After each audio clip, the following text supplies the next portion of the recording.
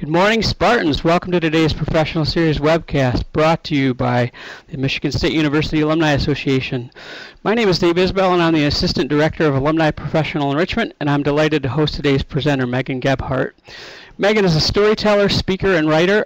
Originally from Wyoming, Megan attended Michigan State University, where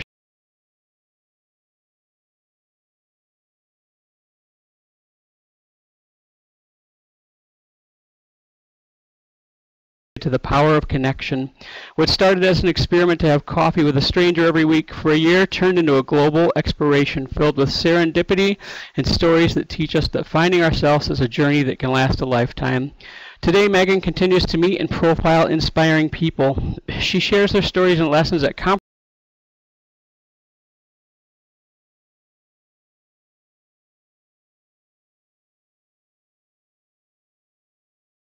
Two Cups project, and I'm honored and excited to be cup number 13 in her book.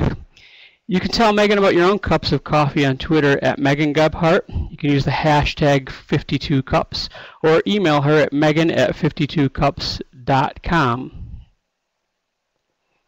Before we begin the presentation, I want to point out to you the chat tool on the left-hand side of your screen. Feel free to type your questions or your comments throughout the presentation, and Megan will answer them by the end. Also, I'd like to remind you that these webcasts are twice a month, typically the second and fourth Thursday at 12:30 p.m. Eastern Standard Time. All of these are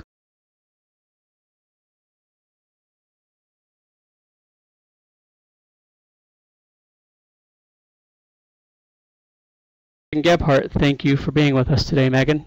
So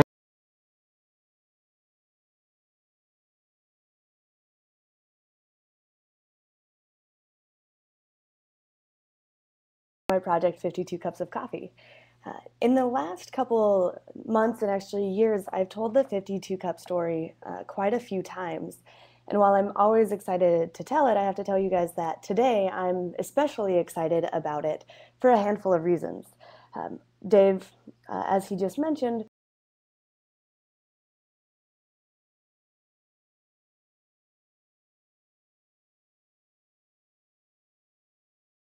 we stayed in touch, and now I have the opportunity to be a part of his. And I think that's really meaningful.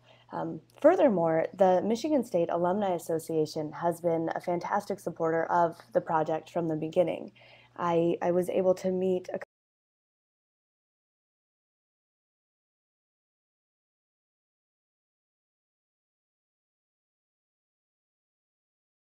them.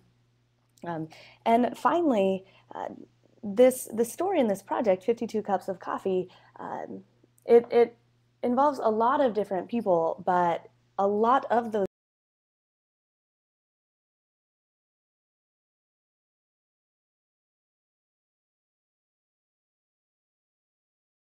because you guys, of all people, will appreciate the stories.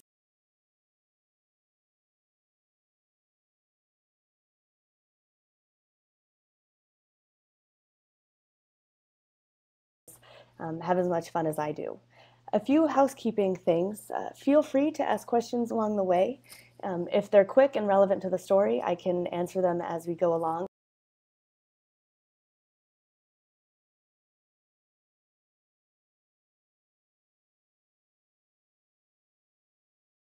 Two Cups hashtag so I can find you and say hi afterwards.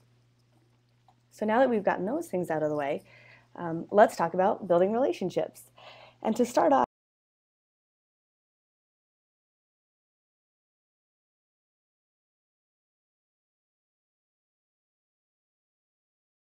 wrote a book about it. As Dave mentioned, I spent a year having coffee with strangers, which led to relationships across the country and also the globe, both with people that I met for coffee and the people that I met along the way because of the project. People that I'm still in contact with today.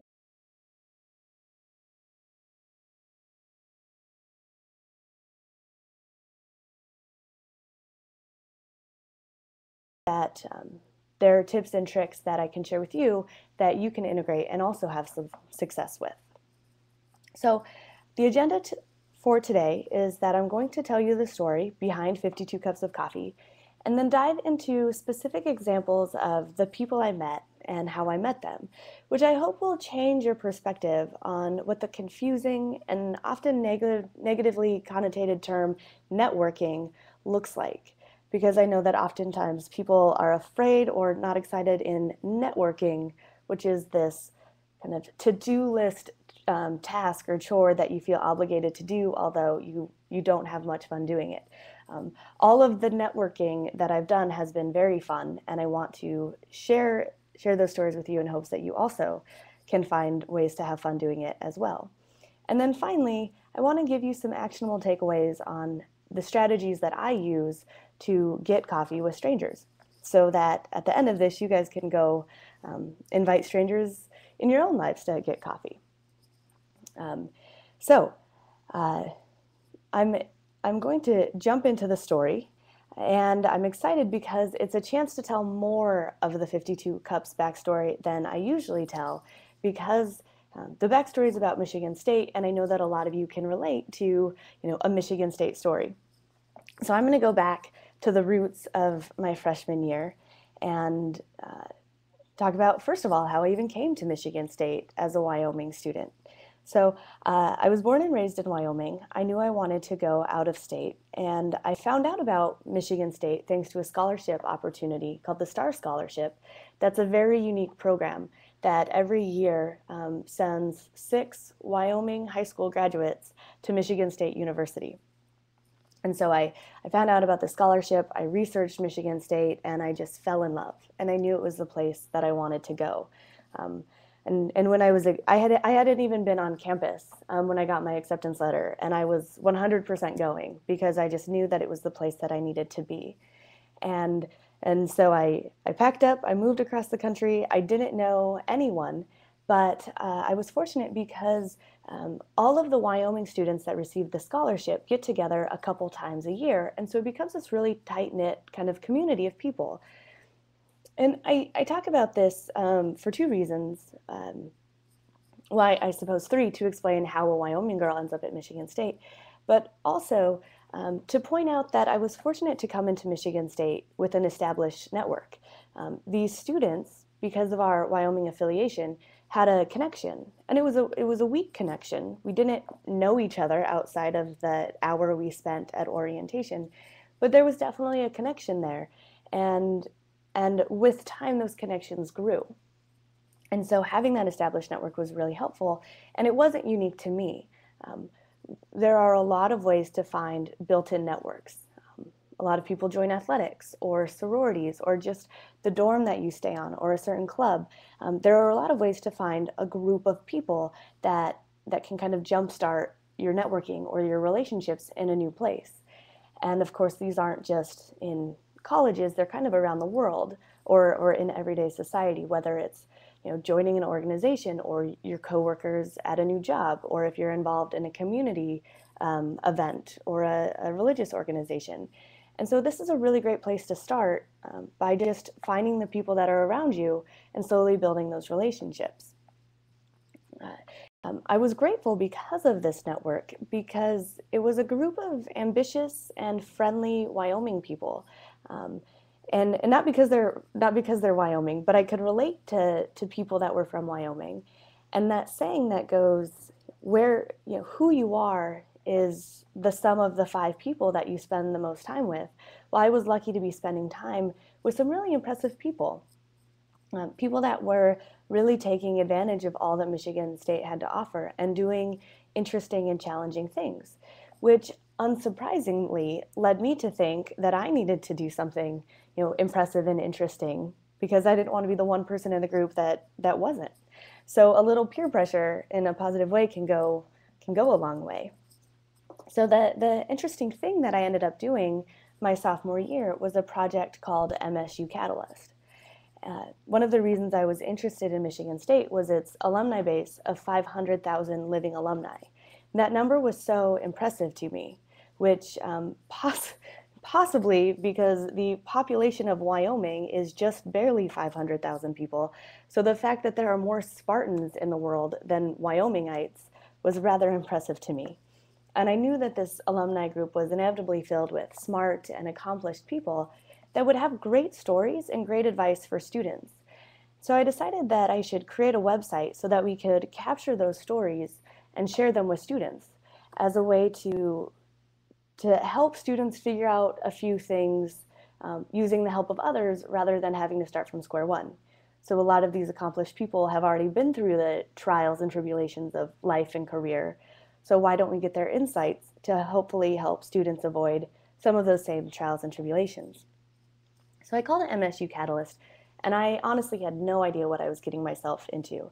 Each week I would interview a student, alumni, or faculty member who had something interesting going on. And then I would write those stories and then share them online. And two important things came out of this. The first is that I learned people love sharing their story. And this especially came true the summer after my sophomore year when I had an internship out in San Francisco, which is where I'm currently living. And I moved out to San Francisco. I knew a few people, but not many. And I joined the Bay Area Spartans group on LinkedIn. And I'd never really been that active on LinkedIn, and I had never posted in a group before, but I decided this was a good opportunity to see if I could meet some Spartans. And so I wrote this simple post. I said, I'm a student here for the summer.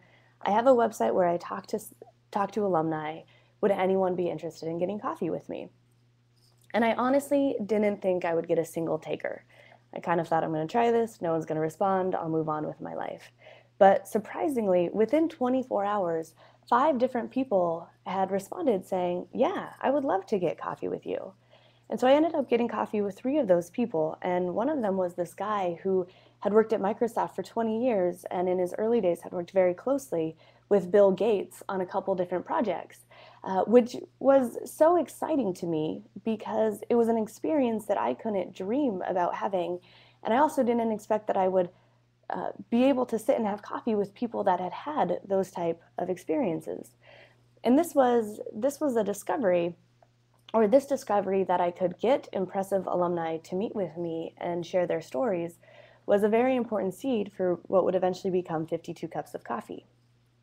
Now, the other reason MSU Catalyst was so transformative was that it led me to my dear friend, Brett Koff, who is on the left next to his mother, Elaine, which, spoiler alert, she's actually Cup 51 of the project and the book, which was a really great experience because of everything that my friendship with Brett has brought into my life. So it was very meaningful to include her in the program or project.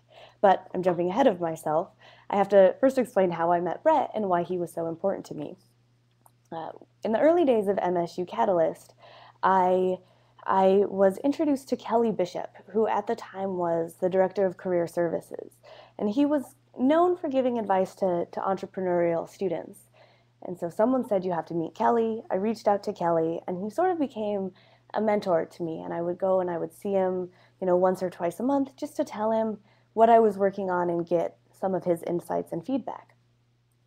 Unbeknownst to me, at the same time, he was also becoming a mentor to Brett, who at the time was working on a company of his own. And Kelly saw a lot of similarities between the two of us and said, if we ever met, we would be fast friends. And so he actually gave Brett my email address. And one day, out of the blue, Brett emailed me and said, would you like to get a cup of coffee? And I said, well, sure, why not? Not really expecting anything to come out of the meeting, right? It was just a simple cup of coffee. So we met at the Barnes & Noble that used to be right on Grand River. And it was this cold January day that I will forever remember because just like Kelly said, we became very fast friends. I think we both realized that we had the same kind of hopes and dreams and interests and opinions, and we saw that we could help each other, help the other person get to where it was that they wanted to go. And so we became friends, and over the next 2 years, we kind of unintentionally, to be honest, built this club where students interested in entrepreneurship could meet and build relationships with other students that were experiencing the same ups and downs of trying to start something. We called the organization the Gumball Club, and all of these folks on the right, this is just a few of the people that were a part of the club over the time that it existed. And so 52 Cups led me to this person that led me to this really great, again, network of people. And while the Michigan State Wyoming group was relationships built on this affiliation, we all have this Wyoming thing in common, the Gumball Club was a network or a group of relationships that were based on common interests. Both are two very strong ways to connect with people and to build relationships. And so, again, I was surrounding myself with interesting people that inspired me to do something interesting as well. And it was about this time during my junior year that I stumbled upon a very important quote, which is, "What you will be in 5 years depends on two things: the people you meet and the books you read." And when I found this quote, it really stopped me in my tracks. I mean, I could completely relate to this because I could so easily track how very specific relationships had made both myself and my life much better. And I realized that a lot of those powerful connections were the result of meeting Brett for coffee. That one coffee meeting led to so many things. And so my curiosity got the best of me, and this thought popped into my head. If one new connection could have such an impact on my life, what would a year of new connections do? And so I decided that there was only one way to find out. And in July, the summer before my senior year of college in 2010, I launched 52 Cups of Coffee, my year-long experiment in caffeine and conversation, where each week I would get coffee with someone I wouldn't normally meet and then write about their story and what I learned from it in the process at 52cups.com. And I called it an experiment because I knew inviting 52 new people into my life would inevitably change it, but I had no idea how. And this was very exciting and also a little bit terrifying to me, but it was one of those ideas that just, in the pit of my stomach, felt like something I had to do, and so I was really excited to do it. Uh, I I originally thought that it would be a small project where I would meet people in and around East Lansing, and then in and around Wyoming, where I would travel to visit family, for the holidays, etc.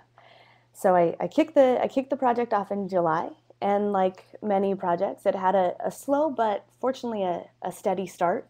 I was fortunate that I had already built up a little following of people with MSU Catalyst, so I had a base of readers that were excited about it. And what I learned about achieving big goals is if there's something that you really want to accomplish, you should just tell the entire internet that you're trying to accomplish it, because then you have a lot of people that are holding you accountable for doing what you said you would do. And not only that, having people involved in the project was a really amazing thing because as the project progressed, something really amazing happened. The people that had heard about the project or knew me and were following along with the project were clearly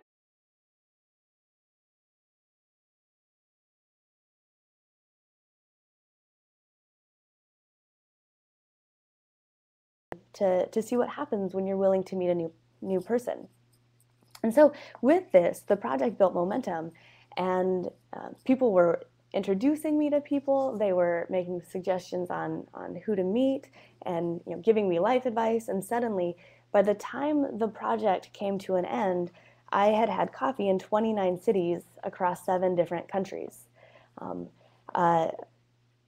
During the early part of the project, the advice I got over and over and over again was travel while you're young, travel while you're young. And so right after college, I decided to take my savings and go to Europe for 5 weeks. And that decision and the willingness to try to find international folks to have coffee with turned it into this really, really interesting and unique global experience.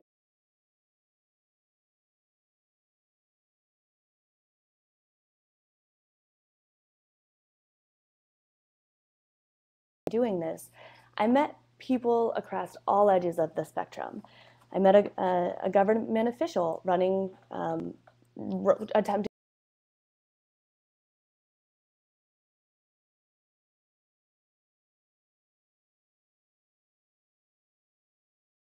entrepreneurs. I talked to a first grade a first grade student. I talked to a recovering alcoholic, and just really everybody in between.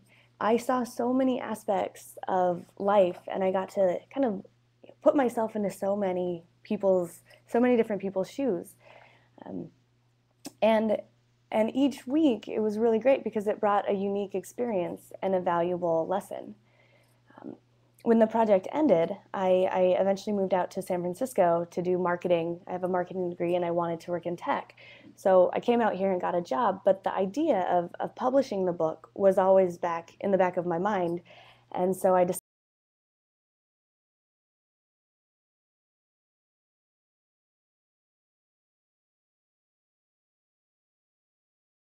are now in paperback and on Kindle, available on Amazon. And it's really exciting for me to have these stories of these people that really impacted my life, bundled up in a nice, pretty package that can be shared with the world. And as I look back, all of these people that I met and the things that I learned and where those relationships led absolutely changed my life. And if I hadn't done it, I wouldn't have the great honor of being here today with you guys, sharing these stories about these wonderful people, and also hopefully helping you find wonderful people of your own to have coffee with. So if one decides to spend a year having coffee with 52 new people, how do you meet these people? Well, the honest truth is every which way. As you will see, when I dive deeper into a few specific stories, each relationship or each connection is very unique, which makes sense because each person is very unique. And as I dive into the more nitty-gritty details of the uniqueness of these relationships, I really hope that it broadens your perspective of what it means to network, and see that with the right mindset and a few strategies, you can easily create a habit of building really fantastic and life-changing relationships. There isn't a specific method necessarily, but there are some specific strategies and a few foundational aspects that you'll see as a common thread throughout all of the people I met.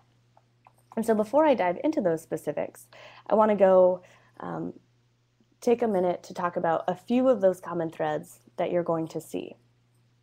The first is that good people like to help good people. It is human nature to enjoy feeling both needed, helpful, and appreciated.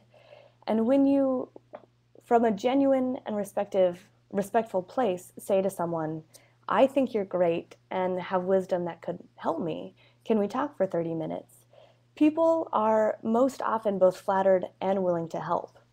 And to be honest, I feel a little bit even going in depth and explaining all of this to you because as Spartans, you know what it means to be willing to help other Spartans. It's just something you inherently do when you have the opportunity to do so. The other truth that I learned about people is that they like to share their story. We all have a unique story, and when other people can gain insight or entertainment or knowledge from our story, it feels very meaningful. And it feels really wonderful to have someone stop and truly listen to you and take interest in what you're doing with your life. The final piece is that people like people that are interested or interesting. And this final insight is really the most critical piece. I learned that if you give people a compelling reason to talk to you, it's likely that they'll talk to you. And there are a lot of ways that you can be compelling in terms of asking people to get coffee with you. At the time, from my perspective, I had a few things that related to different people, or were compelling to different people. First of all, I was a graduating senior, and as so many of you know, as you've graduated from Michigan State, it is a very trying and uncertain and kind of nerve-wracking time. And so people can relate to that and are excited to help you through that transition. Other things that made it compelling, or made what I was doing compelling, was that I was doing this quirky project. It was kind of this interesting project that people were interested in being a part of. The third thing was that I really communicated to people that I was really interested in them. So often when I reached out to people, I would say, you did this really interesting thing, or you're very accomplished at, this specific thing, and I think it's great, and I would love to learn more about it. Would you tell me your story? And that's flattering, and that's a compelling reason to talk to someone. And I want to point out that it doesn't have to be a big or monumental thing. Your compelling, interested, or interesting reason can be as simple as, you're a doctor and I'm interested in medicine, or we're both passionate about agriculture in developing countries, or even, so-and-so said that you've been to Southeast Asia. I'm planning a trip. Would you mind talking to me about it? Basically,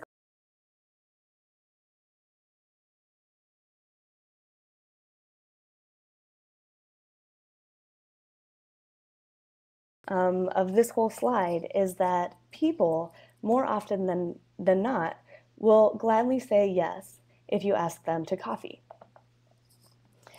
The next thing that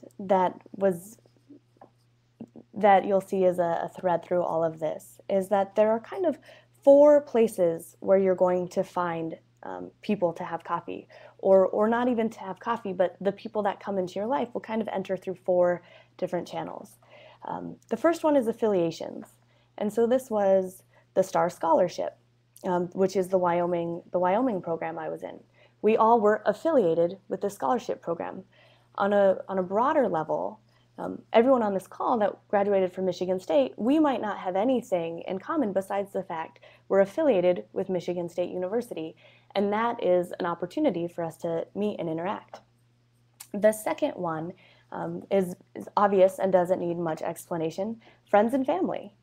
So many of my friends I met through other friends. That's a very simple and obvious one. The third is interest in groups, and like I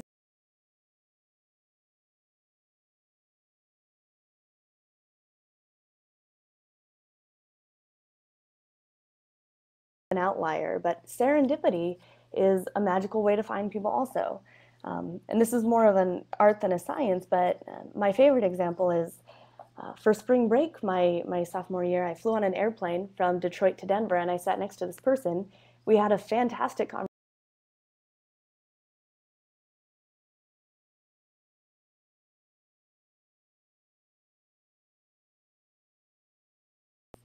So I bring this slide up before we really dive into things, so that as I tell my story, you guys can take an audit of your own life and look at the different channels or opportunities that you may not have realized existed before as channels to build new relationships. Now, full disclosure, even though we've covered that the basics, that essentially there are a lot of people in this world that would love to get coffee with you, the idea can still be very overwhelming. I had been thinking about starting 52 Cups of Coffee for months. I had decided to wait until July to start it. I had spent a lot of time thinking about it, but it wasn't until I wrote that initial blog post and put it out into the world that it sunk in, like, oh, I have to get coffee with someone. How do I do that? Who am I going to get coffee with? And it was that moment of kind of jumping into the deep end of leaving the shore for the uncertain waters of what would come with the project. So the abbreviated version of kind of how I kicked off the project is that the first person I talked to was the new director of the Bailey Scholars Program, which is this really unique and fascinating program at Michigan State University, which at the time there was a change in leadership. The one director was leaving and the new director, Dr. Pat Crawford, was coming in. And I realized that she was someone that I would be interacting with a lot, but not someone that I would really take time to sit down and meet formally or even informally over a cup of coffee. So I decided that she would be a great place to start. The next kind of cups, she was the first cup. The second cup was through a recommendation. I was going home to see my family one more time before the school year started, and my aunt, her very close friend was Rita Meyer, who at the time was the woman attempting to be the first female governor of Wyoming. She said, Rita's great, you have to meet her. And my aunt was absolutely right. Rita was amazing, and while she ultimately lost the election, she's still doing really wonderful things in Wyoming, and to this day is a friend and mentor of mine. The third person that I had coffee with was a homeless man in my hometown that was frequented the public library where my mom often worked, which in an unsurprising turn of events, my mom was the one who encouraged me to talk to him, which ended up being this really fantastic experiment, or not experiment, but experience, learning from someone who I most certainly wouldn't sit down with on a typical day and try to meet. So thanks, Mom, for that unexpected but wonderful suggestion. And then I promise I'm not going through all of them one by one, but I just want to kind of talk about the early days. The fourth one was someone who found me over Twitter, and the fifth was an organizer of TEDx Detroit, which is an event I had attended and was very passionate and interested in. And so I wanted to talk to the person who was creating this great event. So that quick rundown, and I promise I'll go into more depth with some of the other stories, was really to serve a purpose of how the project got started. And to point out that already in the first 5 people that I had talked to, I had already hit all 4 channels. The academic program, the affiliation with Bailey Scholars led to the first cup. Introductions from family and friends led to the second and third. A bit of serendipity led me to Lori Lonsdorf, the Cup 4, who found me on Twitter, and a common interest in TEDx events led me to Cup 5. And so by this point in the project, I'd kind of gotten my legs underneath me a bit, and that's when the fun really started and some of my favorite relationships really formed. So diving into some of those, I'm going to tell you some of my favorite Spartan stories, but also just 52 Cup stories in general. The first one is Cup 9, Bill Ward, who he found me through Twitter. He's a marketing professor. At the time, he was at Grand Valley State, but he's an alumni of Michigan State's grad program. And he was looking for people in the marketing space to just kind of get to know and learn about their education experiences. He's very much an innovator in the marketing world and wanted to figure out how to best educate the future marketers of the world. So we had a really great conversation at Cozy on Grand River, which I spent a lot of time and money at during the course of my experience at Michigan State. And we talked about a lot of things, but the magic of Cup 9 is really what happened after we had coffee. We had stayed in touch and got coffee every now and then, or stayed in touch via Twitter. And this photo on the right, which I know would not win me any photography awards because it's not actually that great of a photo taken out of context, but this is the photo that best illustrates what happened because Bill and I stayed in touch and I fostered that relationship. We were actually going, through Twitter we found out we were both going to the same event in Detroit, and he reached out to me and asked how I was getting there and found out that there was this big carpool, so we ended up going together. And in the car, he asked me that dreaded question you hear all the time as a senior: so what are you doing after college? And at the time I had no idea. And so kind of just to satisfy his answer, I said, well, I'm a runner and I'm a marketer, and I've always been impressed by Nike because I think they do a really incredible job at marketing in the space. And he said, oh, I have a friend at Nike. I'd be happy to introduce you. And come to find out, the person he knows at Nike is the person that's sitting on the very far edge of this photo, Stefan Olander, who is the vice president of digital sports at Nike. He is the person that ran the team that did the Nike Fuel Band and the Nike Plus app. And he said, yeah, I'd be happy to introduce you. And as a result, sent this really great email, and I was able to, I was going to Seattle for Thanksgiving to visit my brother, so I did a quick day trip down to Portland, Oregon. Actually, I'm just now seeing this correlation. When I was in Portland, Oregon, I stopped to visit the good friend of mine that I met on the airplane in my sophomore year, so that's kind of a side note of how things come full circle. But we had this really incredible conversation at the Nike headquarters. And then a couple months later, Bill and Stefan and we were all at the South by Southwest conference in Austin. And we ran into each other, and it was so amazing. The person standing up asking a question in the middle of this aisle is Cup 9, Bill Ward, asking a question to Cup 19, and just for a fun tidbit, the person in the middle is Jimmy Fallon. He was the moderator.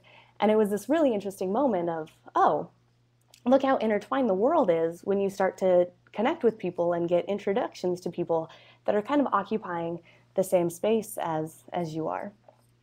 And as great as that story is, it's actually just the beginning of Bill Ward's stories. He had told me at a different event that if I ever had the opportunity to go to the Cannes Advertising Festival in France, I should. And so when I was in Europe after graduation, I had the opportunity to meet up with a friend of mine who was doing study abroad in the south of France. So I met up with her, and we went to the Cannes Advertising Festival together, which is where I met Cup, the two girls that I talked to for Cup 39. They were both, Cup 39 involved two people, and I met them because of the Cannes Advertising Festival. And to further the Bill Ward story, he has since moved to Syracuse and invited me to come to speak to his classroom when he found out I was taking a road trip to New York.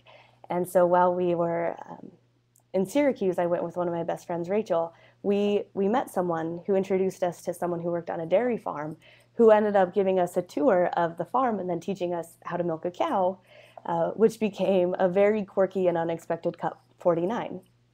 So the moral of this story is that you never know, who the people you know. You never know when you're making a new connection, who they're able to introduce you to in the future, and also where those people and when those people will show up back in your life.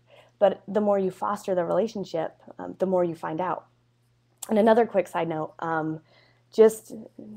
I could stay on this slide forever, but at that Cannes Film Festival, I also met a student from Amsterdam who a year ago decided to take a year off of work and travel the world.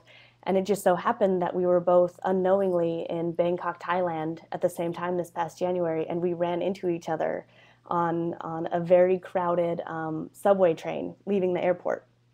So that I bring into the conversation because it's a great example, again, of serendipity and being in the right place at the right time and running into people. So kind of in that same vein of you meet someone and you don't know where it goes. Early in the project, one of the Wyoming students that I knew emailed me and said, I have someone that you absolutely have to meet. And that person was Peter Pasick, who is a really phenomenal student at Michigan State who has cerebral palsy, but that doesn't stop him from doing anything. He's one of the most outgoing and courageous people I know. So we met, and then after we met, we would often go to Roadhouse Pub for beers every couple weeks, and so we became friends. He's Polish, and so he went home to Poland to visit his grandmother and family for the summer, and we found out that we were in Europe at the same time, so he said, oh, well, now you have to come and visit me at my house. So I go to this small little town in the middle of nowhere, Poland. His grandmother meets me at the door. She doesn't speak any English, but you can just see in her eyes she's so excited that I've come to visit. And over the course of my time there, Peter slowly started to share her story, and I said, Peter, this is a phenomenal story. Would you ask your grandma if she would be willing to be a part of the project, and would you be willing to be our translator? And so he asked, and she agreed. And I had this magical moment where I'm learning about this woman who was 18 when World War II broke out, and all the challenges that created in her life. And we're sitting there sharing these stories over a candlelit table in the middle of nowhere, Poland. And it's so amazing because I started the project knowing that I'm going to meet people and I don't know where these relationships will go. And I can safely tell you that when I met Peter, I never expected that 6 months later I would be in the middle of nowhere, Poland, having coffee with his grandma. But really, really reinforces the idea of, if you're willing to take the time to meet people, your life can go into some really amazing places that you would never expect. Now, these two stories about Bill and Peter, they were kind of passive. One was an introduction and the other found me. But if you sit around waiting for interesting people to find you, or your friends to recommend interesting people, you're going to spend a lot of time sitting and not much is going to happen. One of my strategies for meeting new people was often proactively reaching out to people that I wanted to meet. Cup 34 on the left, Mike Wardian, is an ultra marathon runner. He's a world record holder and a national champion at 100 and 150-mile races, and he just so happens to be a Spartan. And I came across him because I was thinking about different things and kind of questions that were on my mind, and I had kind of developed this fascination with people that did really extreme things. People that have really extreme goals, what inspires their goals, and what keeps them going when it gets tough. And I thought, I can't think of very many things harder than running for 150 miles straight. So I did this Google search and ended up finding Mike, and ended up discovering that he was a Spartan, which was a plus, and also that he lived in DC, which is where a friend of mine and I were going to run a half marathon with a different friend that had graduated from Michigan State a year earlier. So I sent him a quick email and said, would you like to talk to me? And he agreed, and so I had both an opportunity to meet this really interesting person, and then the next day see him in action, because he ran the full marathon and I ran the half, and we ran into each other at the end of the race. So it was the first coffee meeting I had that involved athletic clothes and post-race bananas, but just a really unique experience that happened just because I was interested and I looked for someone and I reached out to him. This idea of kind of reaching out and putting yourself out into the world goes really well with something that Cup 33, Jonathan Zittrain, taught me. Jonathan on the right found out about 52 Cups of Coffee on a website, kind of he stumbled upon the project and he tweeted about it. And so I responded and said, oh, thanks for sharing the 52 Cups love. And he said, well, yeah, I think what you're doing is really great. If you're ever in Boston, let me know so that we can get coffee. And I said, yeah, of course. In the back of my mind thinking, well, I'm not going to be in Boston anytime soon, so I'll probably never meet this person. But little did I know, a couple months later, I was at an event in San Francisco, which I had gone to San Francisco for spring break to visit friends from the internship. And a friend of mine just happened to say, oh, you're going to South by? You should go to this one presentation because Jonathan Zittrain's on the panel and he is fascinating. And I thought, where have I heard that name before? And so I went through my inbox and realized, oh, it's Jonathan Zittrain, the guy who said he'd get coffee with me if I was ever in Boston. So I reached back out to him to let him know that I'd found out we were both going to be in Austin, and we were able to meet for coffee. And it was amazing. He's a Harvard law professor. He's been on the Colbert Report twice. He's written a couple books. He helped create the Creative Commons Act. Just a really phenomenal person that was a great person to meet. And our conversation centered around this idea of affordances. And that everyone at any point in time has a certain amount of options available to them. But depending on the decisions we make, we create more options or different options. So a quick example is, if you have $100 and you spend it on rollerblades, you create this option to go rollerblading. If you put it in your savings account and you do that every month, in 2 years you're going to have amount of money that you could buy a house with or travel with or whatever it might be. Granted, if you save $100 a month for 2 years, you can afford a house, but you get the point of your decisions lead to different opportunities. And I think it was really an interesting lesson that I throw in, because if you put yourself out into the world, if you decide to run a half marathon in DC, or if you decide to go to a conference like South by Southwest that you're interested in and has a lot of opportunity and insight, you start to create more affordances for yourself. And those affordances kind of lead you to really interesting people. Whether you like to run or you like tech or whatever it might be, whatever you go out into the world and do, you're going to find people there that share similar interests. Now, sometimes you find people that you would really like to meet, but they're hard to access. Not because they're people that don't want to have coffee with you, but they're people that are busy and get a lot of requests. So in these situations, and actually any situation, having someone that can introduce you is an incredible avenue to meet people, especially really interesting people. So Wanda Herndon on the left, cup 32, was really is an amazing Spartan. She lives in Seattle, and she's the former vice president of global marketing for Starbucks. So she was, the right hand woman of, to the CEO, and did some really powerful things in her tenure there.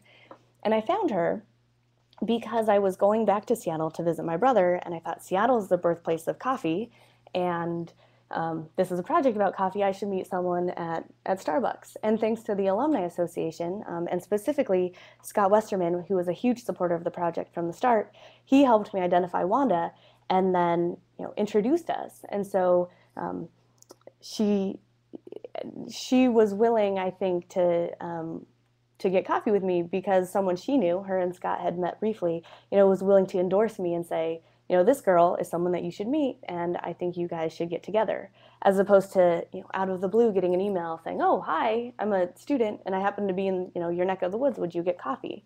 Which can be an effective mechanism for coffee. I've done it a lot of times, but it's kind of an insurance policy that they'll say yes if you can get a good introduction to that person. And the same goes for Tom Izzo.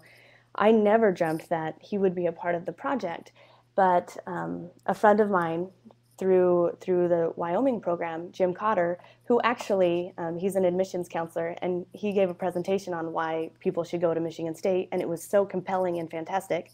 He's the person that inspired me to go to Michigan State. We were at an event, and he said, oh, I'm pretty good friends with Tom. I could ask his secretary if you could get on his calendar. And he's like, are you interested in me doing that? And I think my eyes were the size of saucers. It's like, what do you mean, am I interested? Absolutely. And so, he was able to help me make that connection and have an opportunity to meet with Tom, which, as you all know, as a proud Spartan, it's an amazing opportunity to get one-on-one with Tom.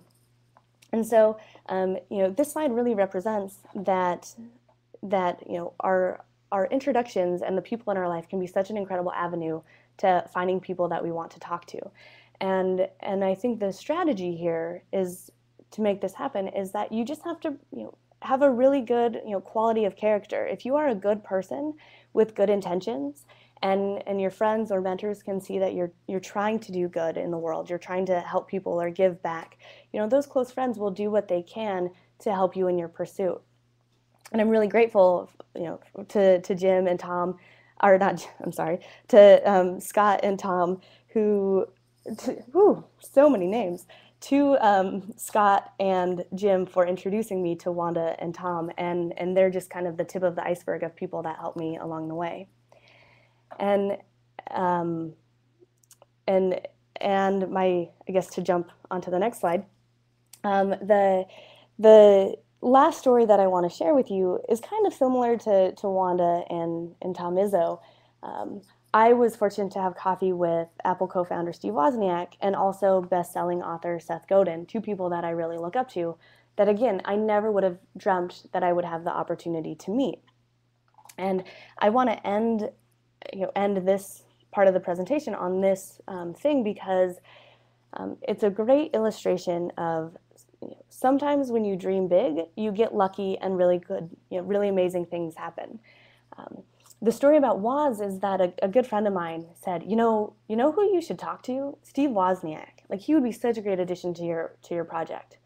And my response was, yeah, sure, that would be great, but that's never going to be, that's never going to happen. But then my second thought was, well, what's the harm in trying?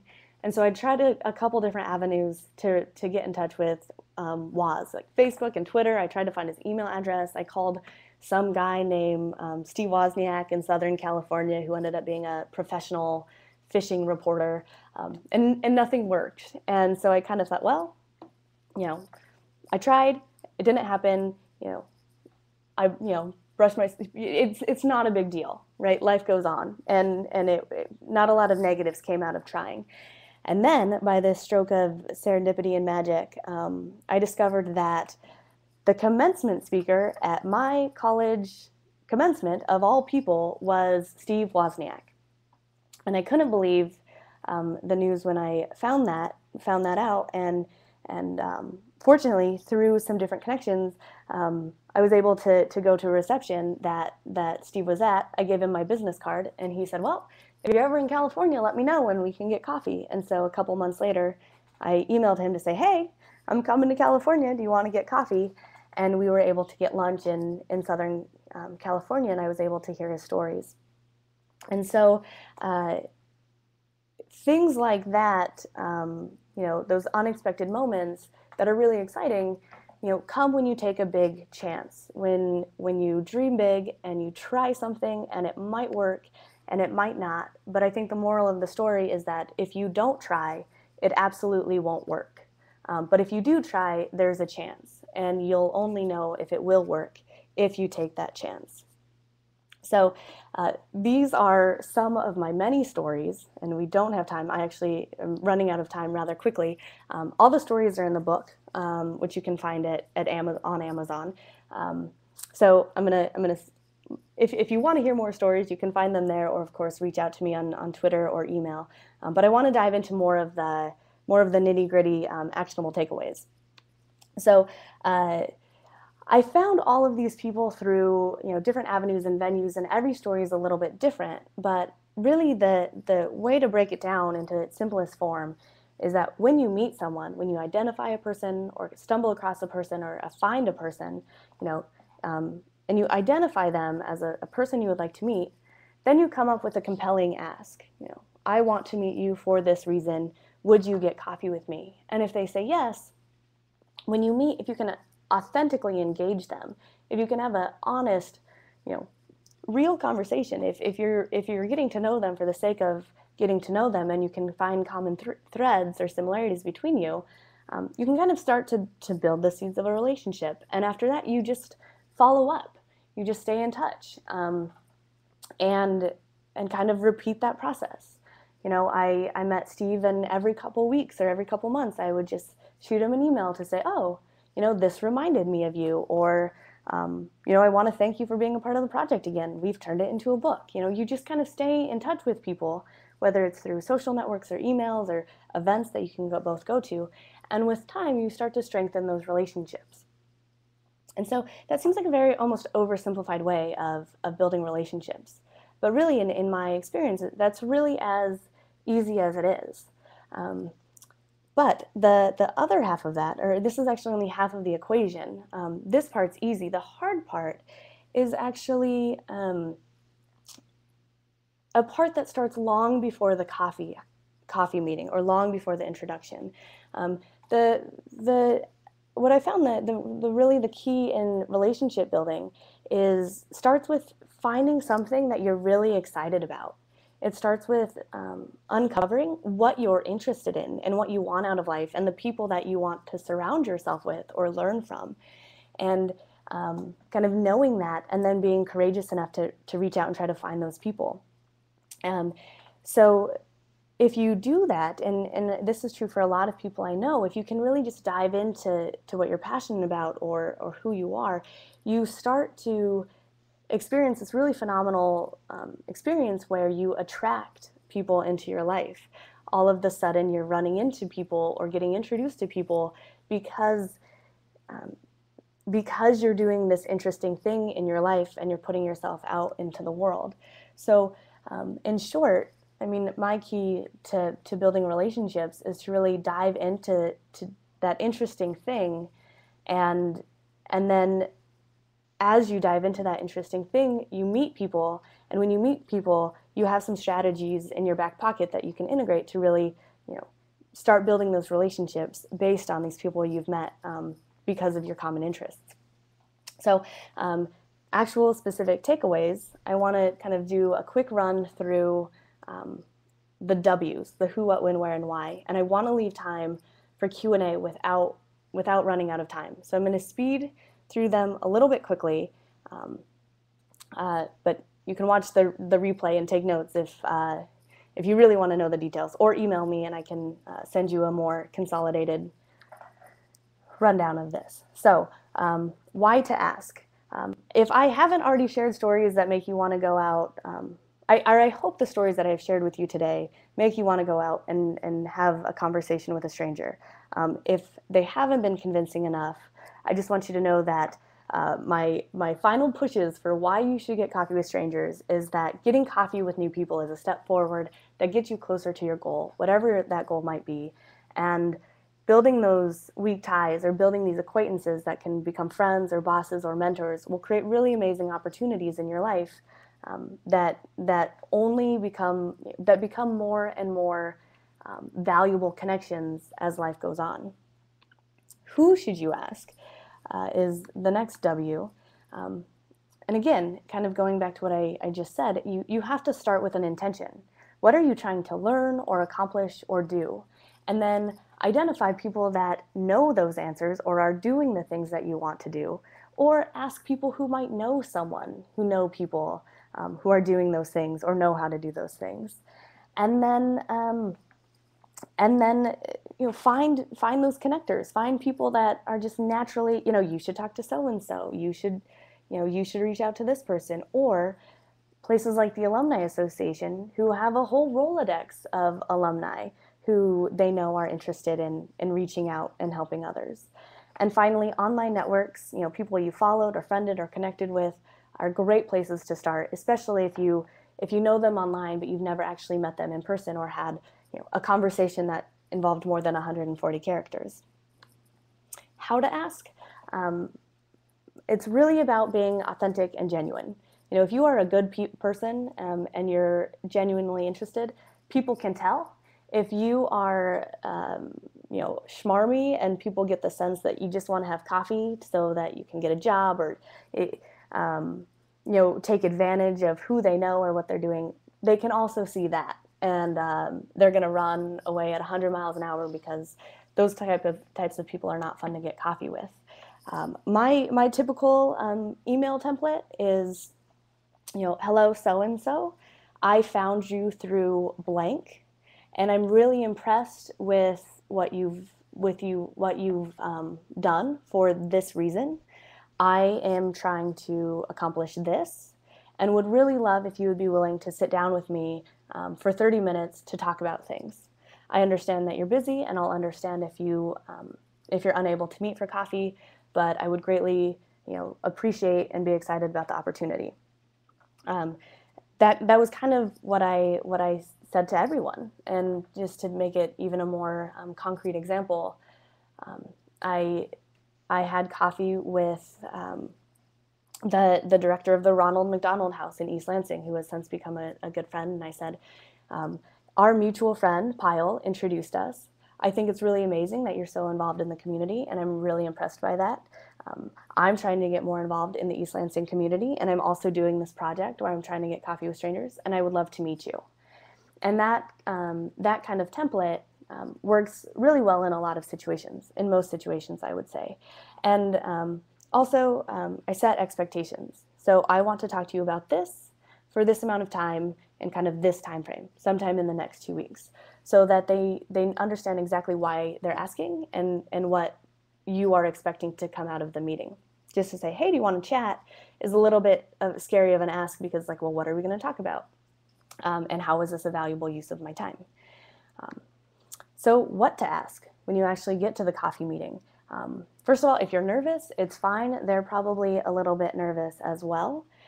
It helps that you have a general idea of what you want to learn. You don't have to have a list of 10 questions and make it like a interview, but just have an idea of things that you could talk about and do a little bit of research. If you're asking questions about things you can easily find on the internet or on LinkedIn, you're kind of wasting your time and their time. Like, you have face-to-face time with this person, ask some really good questions and do a little bit of research to understand what those interesting questions might be. My best advice is to ask open-ended questions.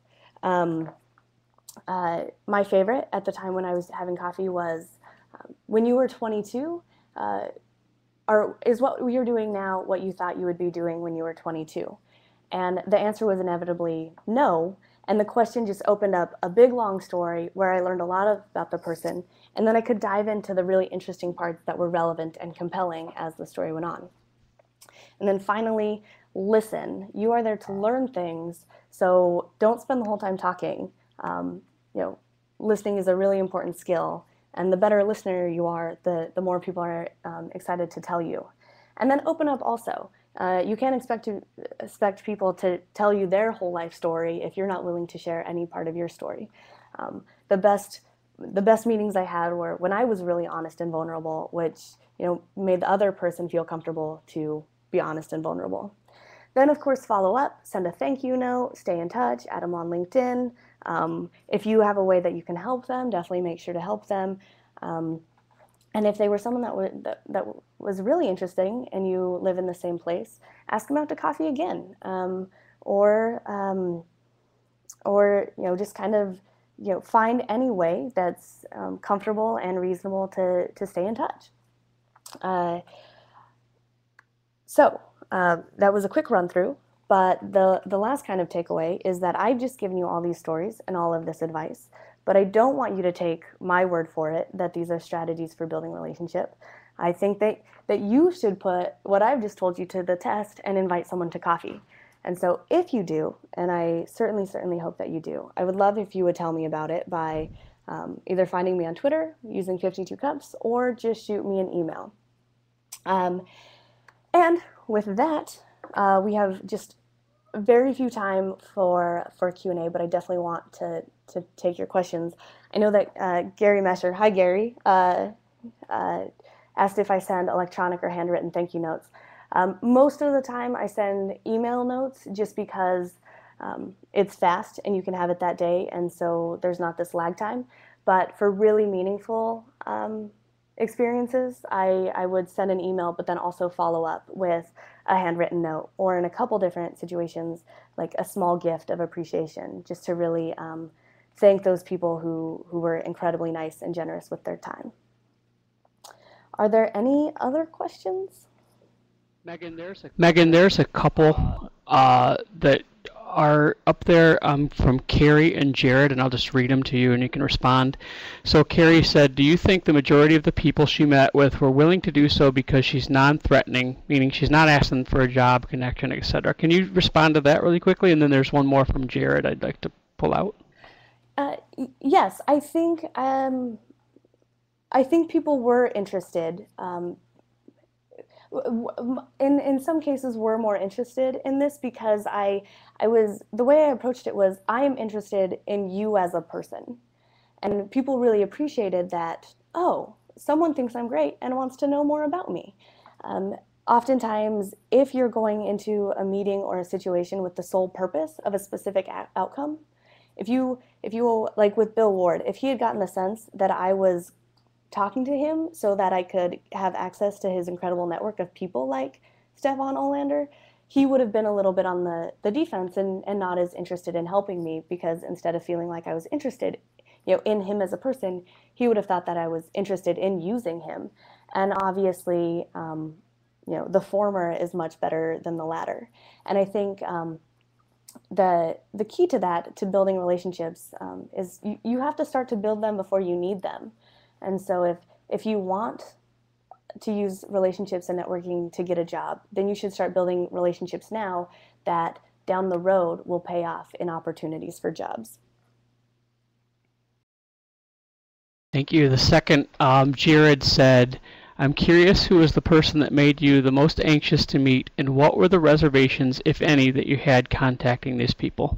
The absolute most terrifying person that I had coffee with was the 6-year-old first grader that I met in my hometown, which caught me off guard because I had gotten pretty used to meeting people of all different calibers, and most of them didn't make me nervous, but I realized, you are 6 years old and I don't know how to relate to you, and I don't know what we're going to talk about. When you're on a college campus, you don't spend a lot of time with people under the age of 10. So it really caught me off guard. But everybody else, you start to realize the more and more people that you meet is, at the core, we're all kind of the same. I mean, regardless of a job title or how much money we make or what we do, like, we're all humans at the core of it. And I think knowing that made me less intimidated to talk to different people. Thank you. That 6-year-old was one of my favorite cups. Dave asks, Megan, how many people declined your invitations? I assume you aren't always 100% successful in making connections. Yes, this was absolutely shocking and wonderful. The only person who said no to me was someone that I reached out to. I had a weekend in New York, and I asked them if they could meet, and they were out of town that weekend. So it's not that they didn't want to have coffee; it was that they were unable to because of geographical differences. So I think people often are afraid to reach out and ask others for coffee because there's that fear of rejection. But I've been so surprised time and time again how willing people are to sit down and have coffee with you if you ask, with the right intention. Thank you. So we're over our time for the presentation, but if you have a couple minutes, Megan, we could leave the chat room open for people to chat, and you can type your responses. Also, to the audience, I would like to suggest to you that you carry on this conversation by following Megan on Twitter, and that's at Megan Gebhart, and use the hashtag 52cups. I think this is an extraordinary conversation. I love hearing Megan talk about this. I love her project.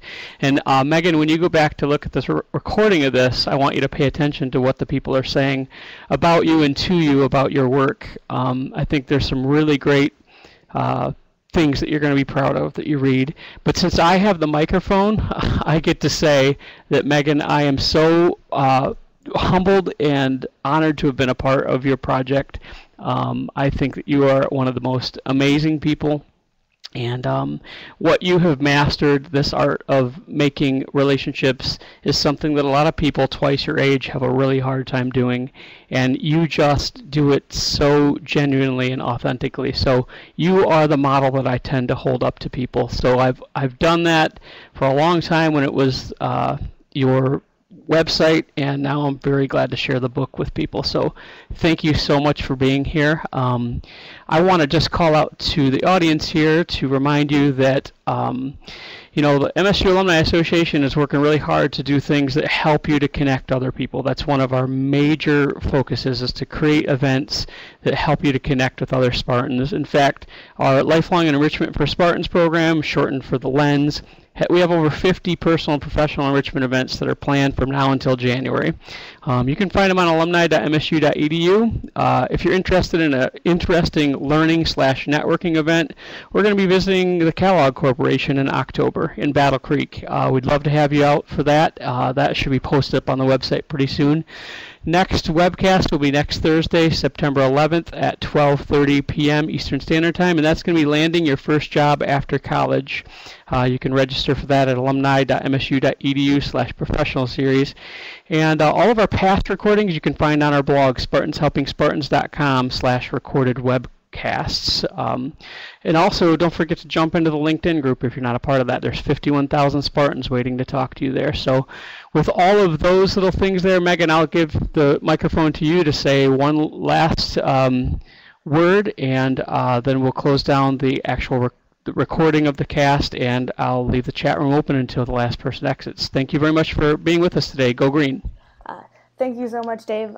It's been so much fun to be here today. I hope that my stories were helpful, and I hope that if any of you are interested, that we can stay in touch or possibly meet wherever, or if ever we're in the same place, East Lansing or around the world. And I really appreciate being here, and I'm happy to stick around and ask more questions for everyone in the chat room. If you already asked a question, if you don't mind re-asking it, just so I don't have to dig through the chat history, that would be helpful. But I'm more than happy to stick around. So with that, thank you guys all so much for attending today, and go Green.